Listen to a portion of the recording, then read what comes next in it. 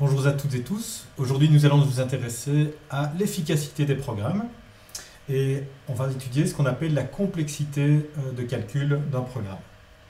Alors, il est important de savoir que tous les programmes ne s'exécutent pas à la même vitesse. Même si jusqu'à présent, probablement que les programmes que vous avez exécutés prenaient très peu de temps, en pratique, il existe des algorithmes qui prennent beaucoup de temps pour s'exécuter. Étudions ensemble un petit exemple.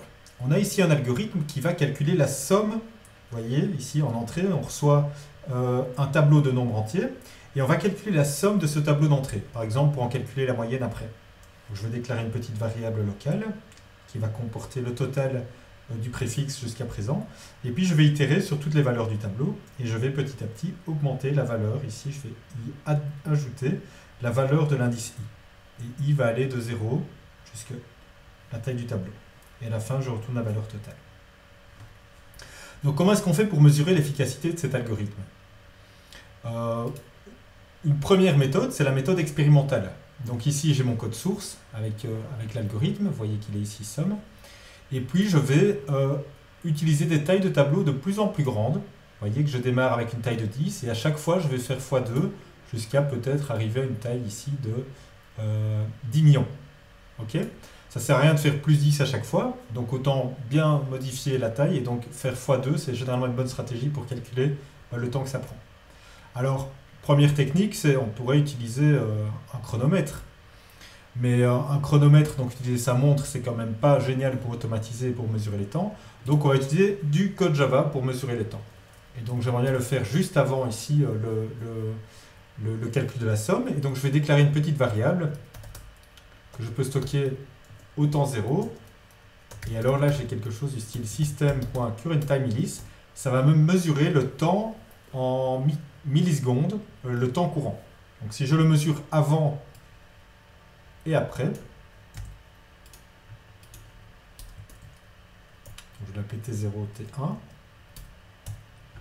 Si j'affiche la différence entre les deux temps,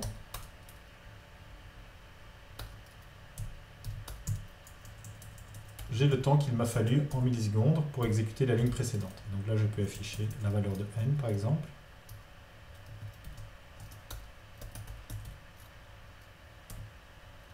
Et puis le temps qu'il a fallu.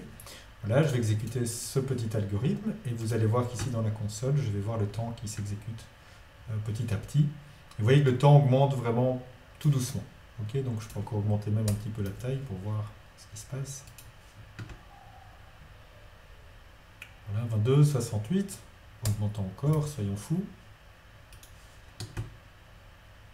Et donc ça reste proche de 0 pendant tout un moment, et puis vous voyez, petit à petit, ça augmente graduellement. Ok, jusqu'à 616 ici millisecondes. Donc vous voyez que ça, ces données-là, après vous pouvez les utiliser, les afficher par exemple dans un tableau Excel pour voir la tendance du temps d'exécution. Donc c'est exactement ce que j'ai fait ici. Et vous voyez que les mesures que j'obtiens, donc je vais vous montrer ici, les mesures que j'obtiens, voilà, hop, sont plus ou moins linéaires. Okay, donc vous voyez qu'on aurait pu presque ici tracer une droite, voilà, pour prédire le temps. Donc même si je n'ai pas calculé le temps pour ici, mais j'aurais pu l'estimer plus ou moins, je le lis ici sur l'ordonnée, j'aurais pu plus ou moins l'estimer ici. Okay. Donc on peut raisonnablement estimer que ça suit une droite, mais ce n'est pas tout à fait ça, évidemment il y a un petit peu de bruit. Okay. Et les petites fluctuations que vous voyez, ben, ça peut dépendre de plusieurs choses, c'est un petit peu aléatoire, ça dépend entre autres de... si vous avez fait tourner d'autres logiciels à ce moment-là sur votre ordinateur. Okay, ce qui est mon cas actuellement, par exemple.